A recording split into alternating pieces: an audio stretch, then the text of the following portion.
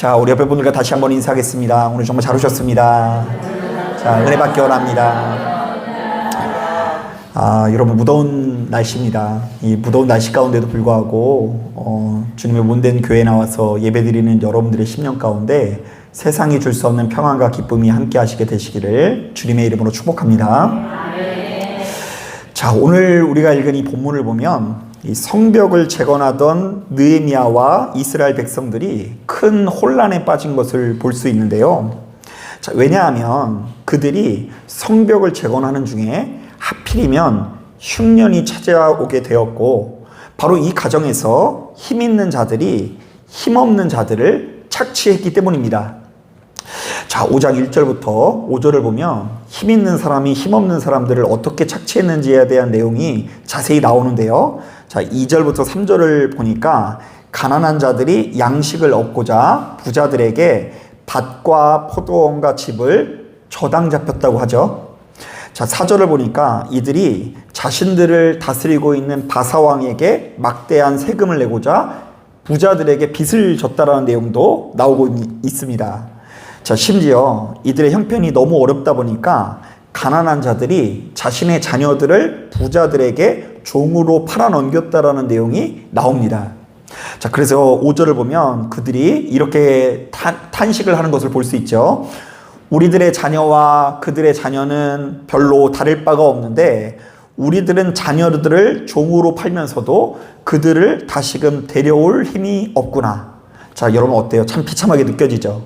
자녀를 파는데도 불구하고 돈이 생겨가지고 그 자녀를 다시 사올 수 있는 능력이 안 되는 것을 이 부모들이 한탄하고 있는 거예요. 자, 그런데 바로 이것은요, 지금 성벽을 재건하는 느헤미야 입장에서는 굉장히 뼈아픈 일이 아닐 수 없는데요. 왜냐하면 지금 그들에게 주어진 현실이 너무나 녹록하지 않기 때문입니다. 자, 여러분들이 잘 알고 있는 것처럼 지금 이스라엘 백성들은 온통 황폐해져 있었다고 했죠. 자, 더군다나 산발랍, 도비아, 겟셈 같은 대적들이 호시탐탐 이스라엘을 노리고 있는 상황 아닙니까? 자, 그렇다면 온 이스라엘이 똘똘 뭉쳐도 시원치 않은데 바로 이렇듯 사분오열된 모습을 보이니 이들은 성벽을 재건하기도 전에 스스로 무너질 것이 분명해 보입니다. 자, 그런데 바로 이때 놀라운 일이 벌어지는데요. 자, 지금 온통 아수라장이 된 이스라엘 백성들이 겨우 느헤미야의 말 한마디로 정리가 되는 모습을 보이게 됩니다. 자, 이른바 느헤미야가 이스라엘 안에서 부유한 자들을 작정하고 호되게 꾸짖었더니 그들이 납작 엎드려져서 느헤미야의 권면 앞에서 순복했다는 것이죠. 자, 이게 무슨 말일까? 자, 우리 다 같이 11절, 12절 말씀 천천히 한번 읽어보겠습니다. 11절, 12절 시작. 그런즉 너희는 그들에게 오늘이라도 그들의 밭과 포도원과 갈라멍과 집이며 너희가 구워준 돈이나 양식이나 새 포도주나 기름의 100분의 1을 돌려보내라 하였더니 그들이 말하기를 우리가 당신의 말씀대로 행하여 돌려보내고 그들에게서 아무것도 요구하지 아니하리이다. 자, 그러니까 말씀을 보니까 느헤미야가 부자들에게 한 가지 요구를 하는데요. 너희가 부당하게 거둔 이득의 몇 분의 몇이요? 100분의 1을 본래의 주인에게 돌려보내라고 명령합니다.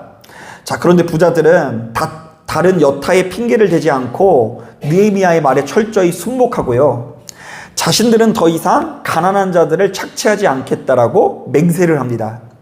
자, 그래서 이때부터 온 이스라엘이 성벽이 완공될 때까지 똘똘 뭉쳐서 하나가 되는데요. 이른바 느헤미야의 말 한마디로 온 이스라엘의 부패와 혼란과 분쟁이 단박에 해결되었다라는 것입니다. 자, 어때요, 여러분? 느헤미야가 사역하는 거 보면 사역이 참 쉽죠. 만약 우리의 눈앞에 있는 누군가가 바로 이렇듯 뭐 한마디에 달라진다고 한다면, 말 한마디에 달라진다고 한다면, 그리고 변화될 수 있다고 한다면 우리는 정말로 조금도 낙심하지도 않고 힘있게 사역할 수 있을 것 같다라는 생각이 들기도 합니다. 자, 그런데 저는 한 사람의 평범한 목사로서 오늘 본문에 나오는 이 내용 자체가 사실은 너무나 비현실적으로 느껴지는데요. 자, 왜냐하면 목회 현장에서 마주하는 우리들의 모습은 본문에 나오는 이스라엘 백성들과 전혀 다르게 느껴지기 때문입니다. 자, 가만히 보면 이 사람이라는 존재는 이 자기 소견에 옳은 대로 행하는 존재로서 자기 주관이 어찌나 강한지 그야말로 별거 아닌 것 때문에 6.25 때 난리는 난리도 아닌 것 같은 이 다툼과 분쟁이 찾아오지 않습니까? 자, 그리고 완악한 우리들은 하나님의 말씀에 조금도 순종하지 못한 채 끝까지 자기 소견에 옳은 대로 행하는 때가 너무나 많이 있죠. 자, 말씀을 준비하다가 문득 전도사 시절에 경험한 어린이 축구 대회가 생각이 납니다. 자, 저는 이 대회가 그래도 감리 교단에서 주최한 대회이고 모두가 다 예수 믿는 어린이에 예수 믿는 선생님이 모인 자리니까 그저 무조건 행복하고 즐거운 일만 일어날 줄 알았거든요. 자, 그런데 막상 참석해 보니까 교회에서 하는 축구 대회인데도 불구하고 어찌나 치열한지 모릅니다. 자, 승부욕이 어찌나 강한지 애들은 기분 좋게 하고 있는데 누가 화내고 있어요? 어른들이 화내고 있고요. 특히 일반 신도보다 직분자들이 더 난리인데요. 한 번은 아주 작은 판정을 가지고 다툼이 붙어서 한 목사님과 장로님이 고성을 이렇게 내면서 싸우게 되는데요. 그때 장로님이 건네신 말이 너무 충격적이어서 아직도 귀에 선한데요. 그분이 이렇게 얘기하더라고요. 어린 놈의 목사 새끼가 까불고 있다고. 그러니까 여러분 오해하지 마세요. 지금 장로님하고 목사님이 축구한 게 아니라 누가 축구했다고요? 애들이 축구했는데 그거 하다가 이제 심판의 어떤 판정 가지고 목사님이 항의하니까 어린 놈의 목사 새끼가 그냥 까불고 있다고 이렇게 얘기하면서 이 그 축구하다 말고 막 고성이 지르니까 괜히 애들한테 제가 부끄럽더라고요. 자, 그런데 누군가 거기 가서요, 예수님의 이름으로 여러분 서로 화목하십시오 이러면 들을까요, 안 들을까요? 너나 화목하라고 막 그렇게 얘기할 것 같다는 생각이 들기도 합니다. 자, 뿐만 아닙니다. 저는 지금껏 목회하면서 교회란 곳이 그야말로 야생의 세계처럼 느껴질 때가 참 많이 있는데요. 자, 예수 믿는 우리들도 역시 너무나 완악한 존재여서 누군가 한 사람이 혈기가 나고 기분이 상하면 자, 만나는 사람마다 그 사람에 대한 험담을 쏟아내면서 수군수군하고 비방하고 전쟁이 일어나는 경우가 이 교회 안에서 엄청나게 많이 있고요. 자, 그래서 어떤 교회는 교회 김장을 하다가 회의하다가 깍두기파와 배추김치파로 나눠져가지고 이 교회가 쪼개졌다라는 이야기도 전설적인 이야기가 내려오고요.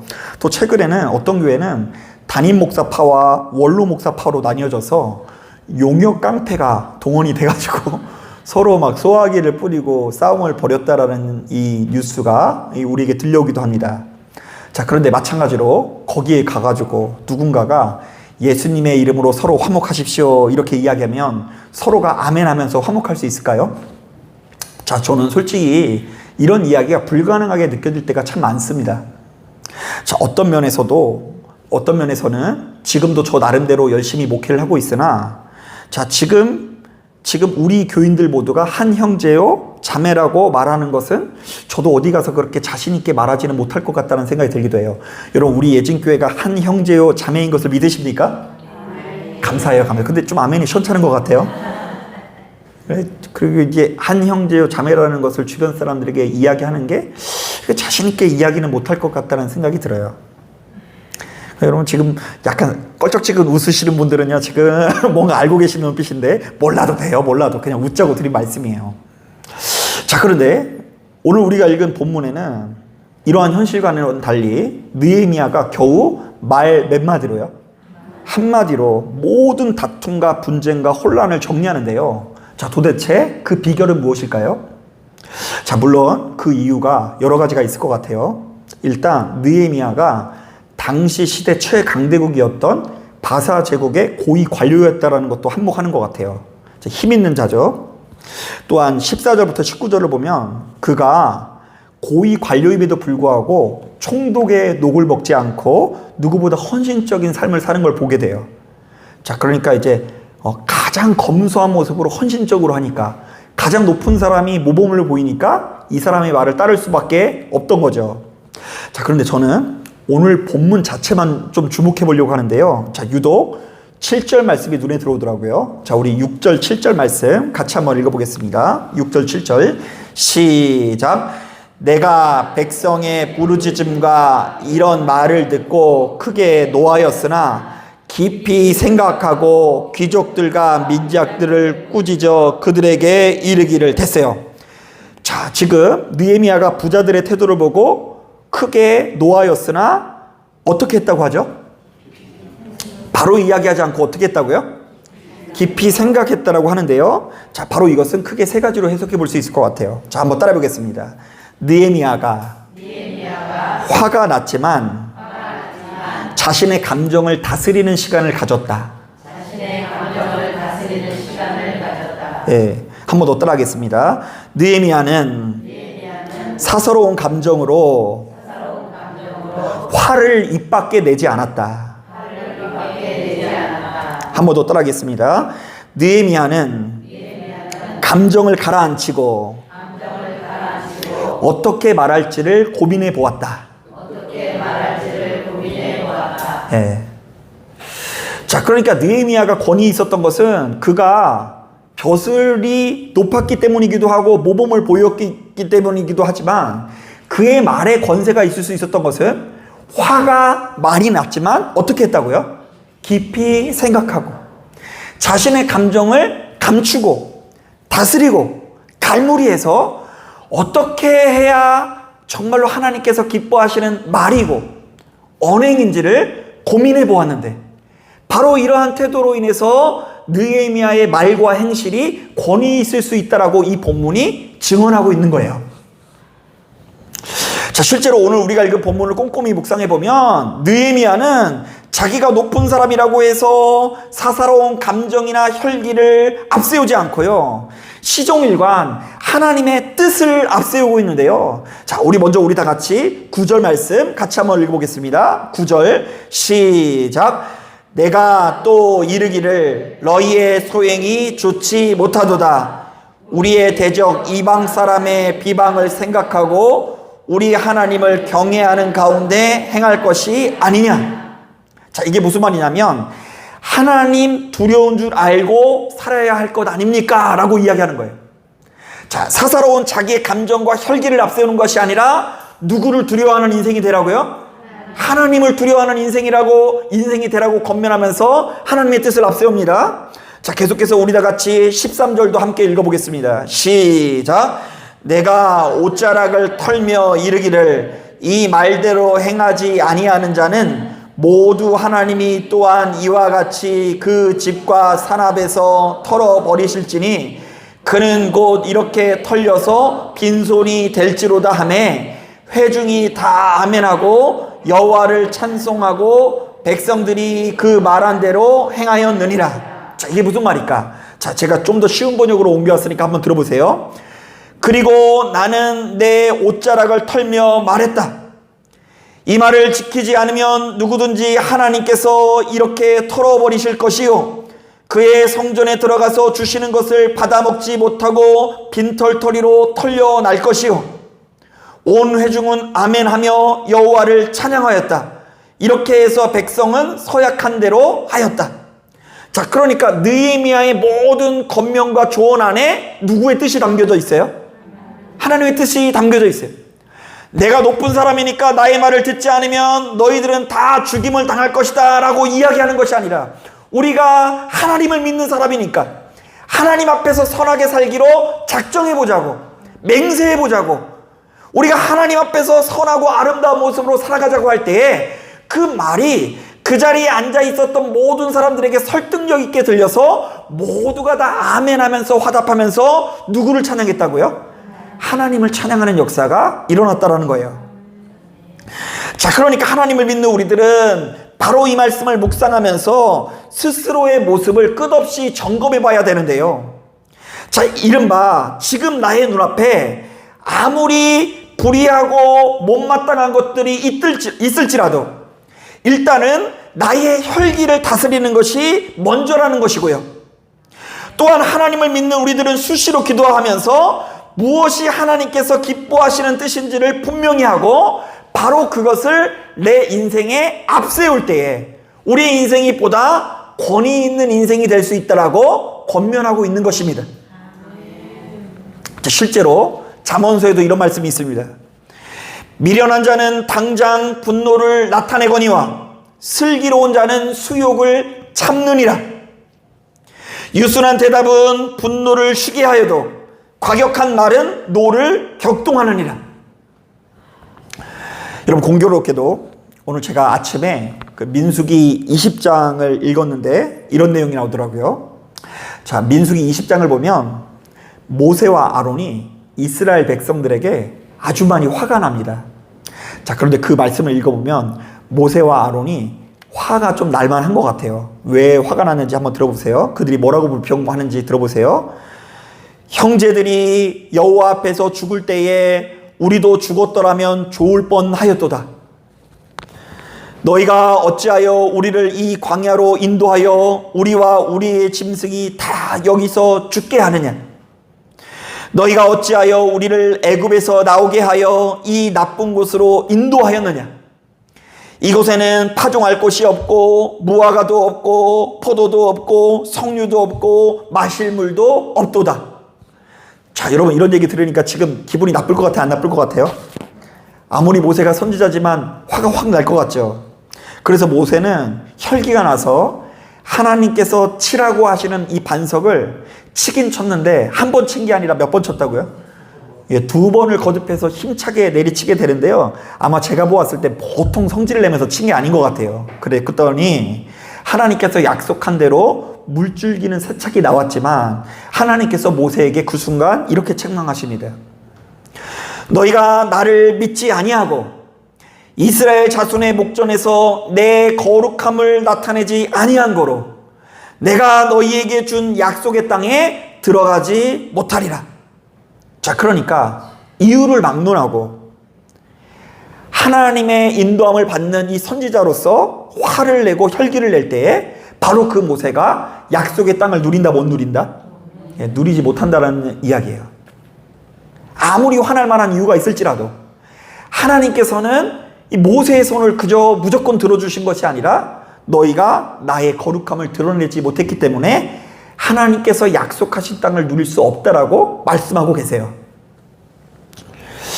또한 요한복음 28장을 보면 예수께서 너무나 다급한 상황을 맞이하는 장면이 나옵니다.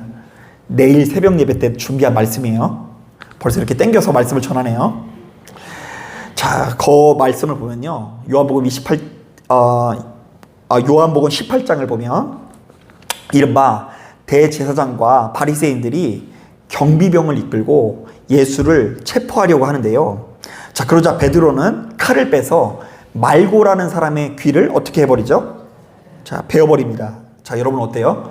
여러분에게도 이런 제자가 있었으면 참 좋을 것 같죠? 늘상 나와 함께하면서 나를 지켜주는 제자.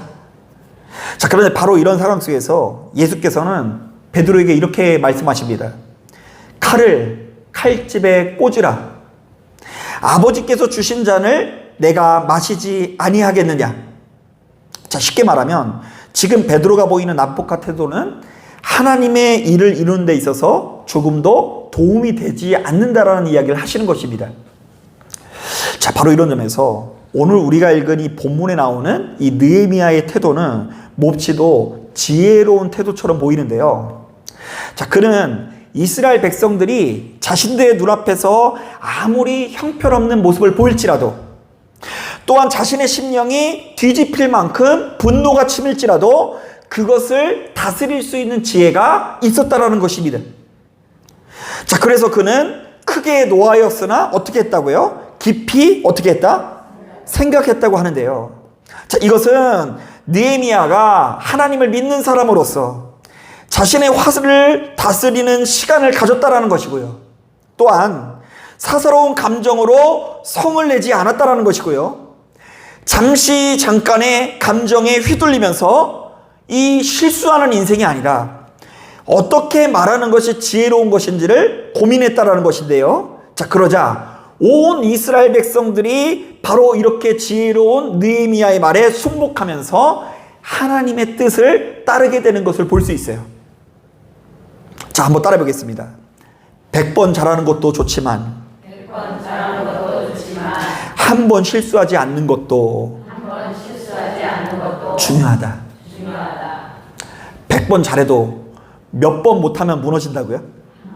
예, 그래서 크게 어떤 면에서는요, 주변에 있는 많은 사람들 100번 크게 퍼주는 것보다 한 번 크게 실수하지 않는 사람이 훨씬 더 나을 수 있는 거예요. 여러분, 제가 얼마 전에 그 유튜브 동영상 보니까 이제 그 술자리에서 시비가 붙어가지고 이 난폭한 성질을 부리는 사람 외국 영상을 봤는데요. 이분이 자기 분노를 못 이겨가지고 막 갑자기 그 가슴에다가 칼로 막 긋고 막 그러더라고요. 근데 문득 그런 생각이 들었어요. 여러분, 우리 예진교회에서 예배 드리는 가운데 예배 시간마다 은혜 받고 계시죠? 근데 100번 은혜 받고 제가 혈기 나가지고 100옷 한복판에서 막 칼 들고 막 이렇게 막 이렇게 성질내고 막 옷 찢고 막 그러고 있으면요, 여러분 저를 볼 때 기분 좋은 모습으로 볼 수 있을 것 같아요? 봐준다고 해주세요. 봐준다고. 제가 지금 그래서 무단횡단도 잘 못하고 있는데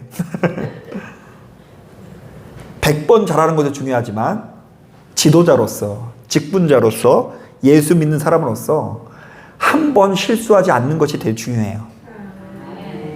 내가 예수 믿기 때문에 다른 사람들에게 한 번이라도 더 많이 배려하고 피곤하지 않게 하고 정말로 신세지지 않기 위해서 노력하고 빚지지 않기 위해서 노력하고 거짓말하지 않기 위해서 노력하고 그렇게 아름다운 태도가 우리의 몸에 배어야 한다는 것입니다. 그리고 무엇보다 가장 중요한 나의 감정을 다루는 법을 배워나가야 돼요. 가만히 보면 여러분, 좋은 인격은요, 영성에서 나오더라고요. 사람이 저 사람이 인격이 좋다라고 하는 것은요, 그냥 타고난 성품이 좋은 경우도 있지만 예수 믿는 우리들이요, 그거 금방 들키게 돼 있어요. 우리 한 1년만 신앙생활 같이 했다 보면 그 사람이 성격이 좋은지 안 좋은지 알아요, 몰라요?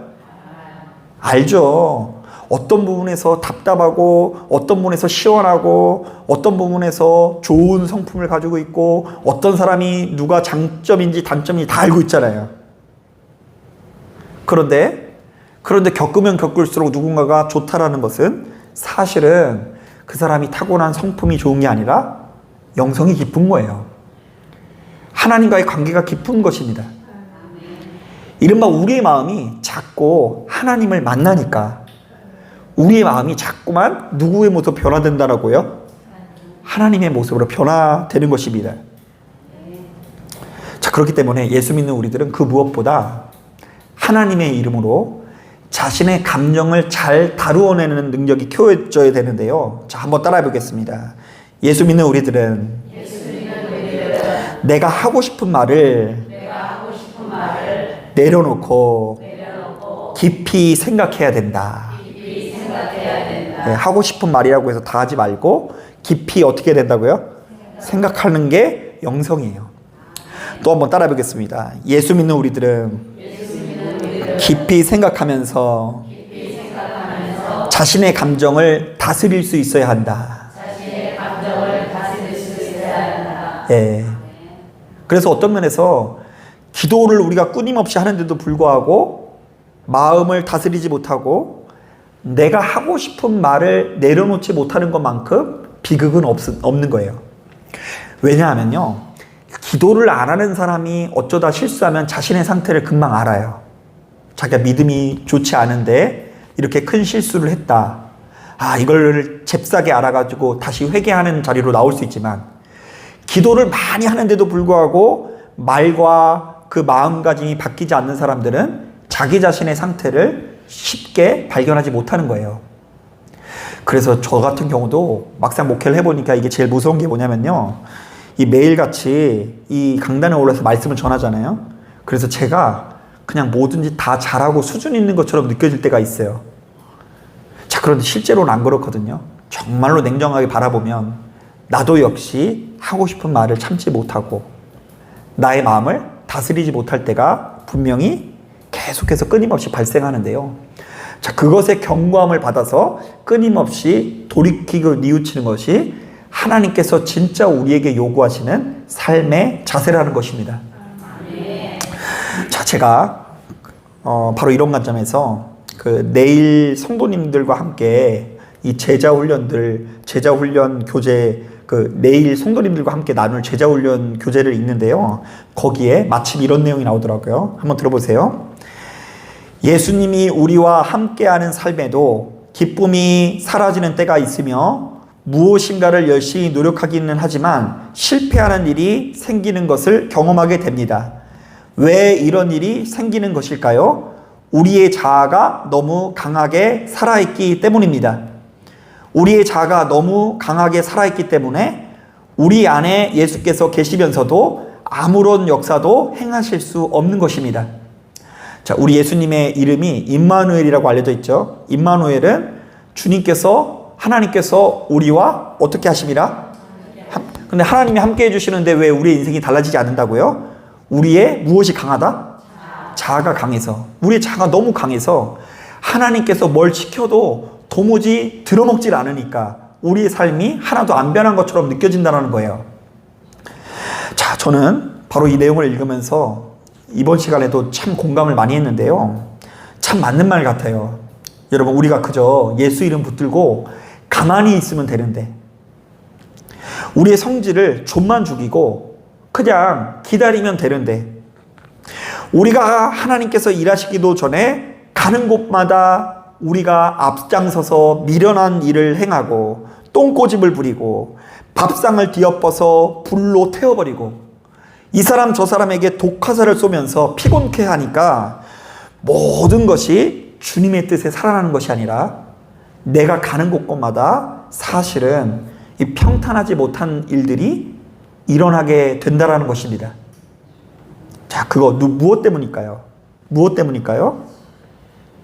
우리 주님께서 나와 함께 해주시지 않아서가 문제가 아니라 주님께서 나와 함께 하시는데도 불구하고 나의 뭐가 강하기 때문이라고요? 자아가 강하기 때문이에요. 자, 그렇기 때문에 누구든지 주님을 따르려면 누구를 부인하고? 자기를 부인하고 자기의 십자가를 지어야 된다라고 말씀하시는 거예요. 자, 그러므로 여러분, 바로 이 말씀에 귀를 기울이시고 시간이 흐르면 흐를수록 그리스도 예수 안에서 보다 지혜롭고 권위 있는 사람이 되길 바랍니다. 아멘. 자, 그런 사람은 어떤 사람을 말해요? 오늘 말씀은 딱 한 가지로 요약할 수 있어요. 깊이 생각하고. 자, 그래서 좀 더 앞에 것을 인용하자 보면 크게 노하였으나 깊이 어떻게 해요? 자, 한번 따라 보겠습니다. 크게 노하였으나 깊이 생각하고. 그래서 이제 자신의 뜻을 앞세우지 않고 누구의 뜻을 앞세워요? 하나님의 뜻을 앞세워요. 너희가 하나님을 두려워하는 사람이라면 이럴 수 없다. 우리 모두가 하나님 안에서 아름답기 위해서 이제 좀 달라지자. 그러기로 맹세하자. 그랬더니 그 자리에 있던 사람들이 가슴들이 뜨거워지면서 모두가 다 뭐라고 외쳐요? 아멘 하고 그러한 삶을 살겠다고 외치는 거예요. 사랑하는 여러분, 시간이 지나면 지날수록 우리 교회 안에 바로 그러한 놀라운 은혜의 역사가 나타나시게 되시기를 주님의 이름으로 축복합니다. 자, 기도하겠습니다.